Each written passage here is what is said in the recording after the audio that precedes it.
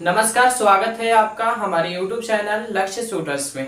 मैं एडुकेटर लक्ष्य यज्ञ आप सभी का अपने YouTube चैनल लक्ष्य शूटर्स में स्वागत करता हूं। आज हम लोग पढ़ने वाले हैं क्लास 10 का साइंस, जिस चैप्टर का नाम है बायोलॉजी का सेशन है और चैप्टर का नाम है कोशिका जीवन की आधारभूत इकाई।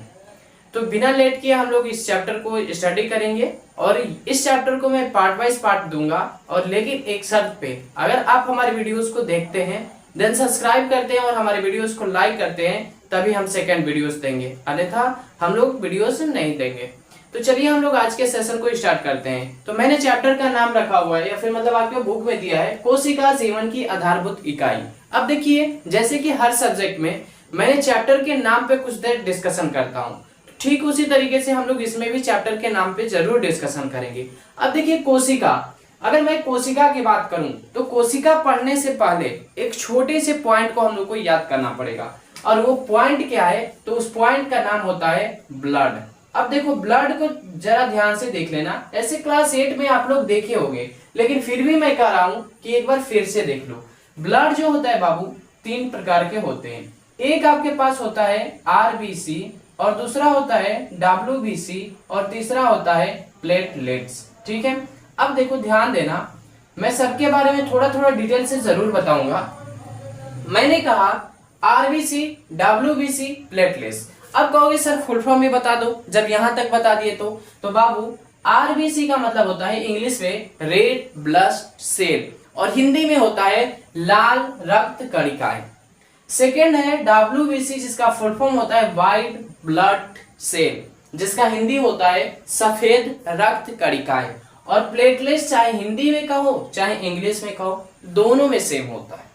और एक चीज देखो, आरबीसी में ही हेमोग्लोबिन होता है। अब कई बार प्रश्न ये पूछा जाता है कि किस कारण से हमारा ब्लड जो होता है लाल होता है। ध्यान देना, मैंने आज बता दिया, हेमोग्लोबिन के कारण ब्लड जो होता है लाल होता है, या फिर हमारा जो रक्त होता है वो लाल होता है। सेकेंड होता है डब्ल्यूबीसी या फिर सफेद रक्त कणिकाएं, जो कि हमें वायरस से, मतलब कह सकते हो जो भी रोगाणु होते हैं उनसे, रोगों से हमें क्या करता है? प्रोटेक्ट करता है, यानी हमारी रक्षा करता है डिजीज से, मतलब हमें बचाता है। अब एक और यहाँ पे मुझे चीज याद पड़ा जो कि बता देना चाहिए। अब देखो बाबू, मैंने कहा वायरस, वायरस का नाम लिया। आप चाहे हिंदी लिखो चाहे इंग्लिश लिखो, शायद वायरस ही होता है, नहीं तो जीवाणु का लो। ठीक है, अब मैं अगर कहूं कि बाबू बताओ, ये जो हमारा वायरस होता है लिविंग थिंग्स है या फिर नॉन लिविंग थिंग्स है, तो कुछ समय के बाद शायद अगर मतलब कुछ लड़के अगर होंगे जो कि शायद जवाब दे दें, लेकिन बहुत सारे ऐसे होंगे जो कि जवाब नहीं दे पाएंगे।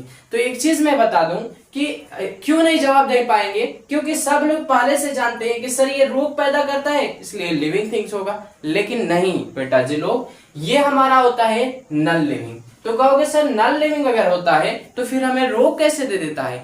बाबू, नॉन लिविंग थिंग्स होता है, लेकिन जब ये किसी लिविंग के अटैच में आ जाता है, जब ये किसी भी लिविंग थिंग्स के अटैच में आ जाएगा, देन यही क्या करेगा?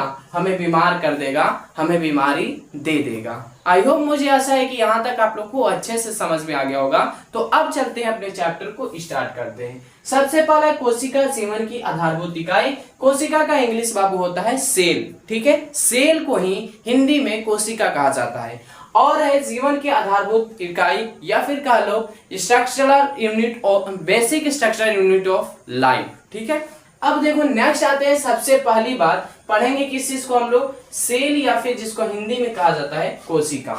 अब सेल या फिर कोशिका होती क्या है? अगर सबसे पहले बात बताएं, यानी कि डिफिनेशन बताएं कि सेल और कोशिका का डिफिनेशन क्या होता है, तो जो सेल होता है वो संरचनात्मक एक क्रियात्मक एक इकाई होती है। अब कहोगे sir what do you mean by इकाई, या फिर मैं कहूं कि इसका इंग्लिश होता है यूनिट, यानी कि जो हमारी सेल होती है ये हमारा क्या है? तो जीवों की संरचनात्मक और क्रियात्मक इकाई है। मेरे कहने का मतलब है, अगर एक व्यक्ति है या फिर कोई भी हो, जितने भी जीवित होते हैं उन सभी के पास क्या होता है? सेल होता है।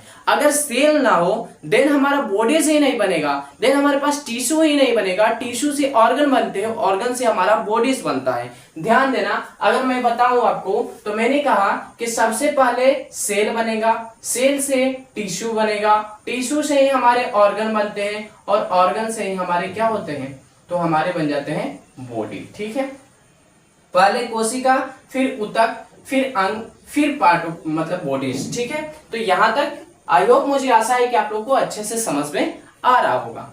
आगे चलते हैं, ये पॉइंट मैंने बता दिया। सेकंड है कोशिका के अध्ययन को। ध्यान देना, कई बार एग्जामों में पूछा जाता है और कई कंपटीशन के भी एग्जाम में पूछे जाते हैं कि कोशिका के अध्ययन को कहाँ किया जाता है। तो कोशिका के अध्ययन को हम लोग साइटोलॉजी का नाम देते हैं। ध्यान देना, कोशिका के अध्ययन को हम लोग क्या कहते हैं बाबू, साइटोलॉजी कहते हैं। ठीक है, नेक्स्ट, सबसे बड़ी कोशिका कौन सी होती है भैया, मादा अंडाणु, जिसे आप लोग इंग्लिश में ओवम का नाम देते हो। मादा अंडाणु को ही आप लोग क्या कह देते हो, इंग्लिश में ओवम कहते हो। फिर सबसे छोटी कोशिका कौन सी होती है, सबसे छोटी कोशिका होती है मादा शुक्राणु, और इसको इंग्लिश में आप लोग कह देते हो स्पर्म। और भी अगर कहो कि सर और शुक्राणु का नाम बता दीजिए, तो यही होता है वीर्य, ये सबसे छोटा होता है। नेक्स्ट, सबसे लंबी कोशिका नर्व तंत्रिका होती है। नर्व तंत्रिका जो है, नर्व तंत्रिका का इंग्लिश बाबू होता है नर्वस सिस्टम। ठीक है, नर्वस सिस्टम जो होता है वो हमारी सबसे लंबी कोशिका कहलाती है। ठीक है, अब आते हैं हम लोग अगला, कोशिका की खोज, जिसका इंग्लिश होता है डिस्कवरी ऑफ सेल। अब पहले बता दूं कि सेल का डिस्कवरी करने वाले बहुत सारे कह सकते हो वैज्ञानिक या फिर साइंटिस्ट थे, जिन्होंने सेल के बारे में अलग अलग रुझानों को बताया। उन सभी पे हम लोग डिटेल से चर्चा करने जा रहे हैं। अब इसमें देखो, सन 1665 में रॉबर्ट हुक ने स्वनिर्मित सूक्ष्मदर्शी के कॉक कोशिकाओं, जैसे कि मृत कोशिकाओं की काट में छोटी छोटी प्रकाष्ठा को देखा, और इसी प्रकाष्ठा को देखकर उन्होंने नामकरण किया कि यही हमारा कोशिका है। यानी उन्होंने, ध्यान देना, आपसे पूछा जा सकता है कि सबसे पहले कोशिका की खोज किसने की थी, रॉबर्ट हुक। यहां तक तो सही है, लेकिन अगर मैं पूछूं कि जिंदा या मुर्दा, तो आप बड़ा कंफ्यूज हो जाएंगे। लेकिन मैंने यहाँ पे आपको साफ साफ लिखा हुआ है कि इन्होंने मृत कोशिका की काट से, अब मृत कोशिका, कोई मरा हुआ को काट रहे हो तो वो भी मरा हुआ ही ना होगा, तो वही चीज मैंने कहा कि इन्होंने क्या किया था, मुर्दे मतलब कह सकते हो मृत कोशिका के पता लगाया था। नेक्स्ट, ल्यूवेनहॉक ने 1674 में सबसे पहले उन्नत सूक्ष्मदर्शी से तालाब के जल में स्वतंत्र रूप से जीवित कोशिकाओं का पता लगाया। अब ये आ सकता है कि जो ल्यूवेनहॉक थे उन्होंने कब जीवित कोशिका के पता लगाया, तो 1674 में लगाया था। ठीक है, अगला देखते हैं। अगला हमारा आता है रॉबर्ट ब्राउन। रॉबर्ट ब्राउन और रॉबर्ट हुक दोनों अलग अलग ही, इतना ध्यान रखना। रॉबर्ट ब्राउन जो थे 1831 में कोशिका में केंद्रक का पता लगाया था। मतलब कोशिका में केंद्रक होता है। अब कहोगे सर केंद्रक क्या है, तो केंद्रक बता दूं, ऐसा एक मान लो कोशिका है और कोशिका के जो बीच में रहता है, जिसको आप लोग न्यूक्लियस कहते हो इंग्लिश में, उसी को केंद्रक कहा जाता है।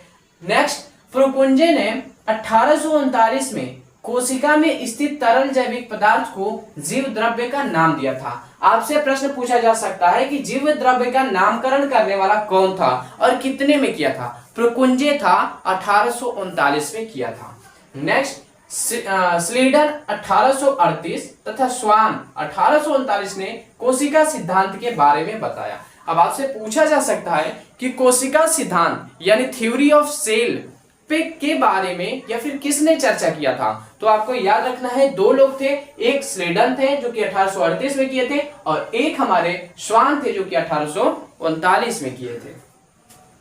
मैंने नोट किया कि प्रत्येक जीव का शरीर एक या अधिक कोशिकाओं का बना होता है। अब कहोगे सर कैसे, मैंने यहाँ पे प्रत्यक्ष यानी कि क्लीन, नीट एंड क्लीन जिसको कहते हो आप लोग, वैसा लिखा हुआ है कि जो हमारे प्रत्येक जीव होते हैं, उनकी मतलब जो भी जीव हो, उन सभी का शरीर जो होता है अलग अलग कोशिकाओं का बना होता है। फॉर एग्जाम्पल मैं कह दूं कि किसी का भी सेल डिपेंड करता है बाबू आपका साइज कैसा है और आपका शेप कैसा है। जैसे मैं कहूं कि एक हाथी का और एक मतलब कह दूं एक हाथी का और एक चूहा का, ठीक है, अगर मैं कहूँ कि कंपेयर करो कि सेल ज्यादा किसमें होगा, तो ऑब्वियसली आप कहोगे सर हाथी में, बिकॉज क्योंकि वो बड़ी है भैया, यानी कि जो बड़ा होता है उसके अंदर सेल की भी संख्या क्या होगी, ज्यादा होगी, उसके अंदर सेल की भी संख्या क्या होगी, अधिक होगी।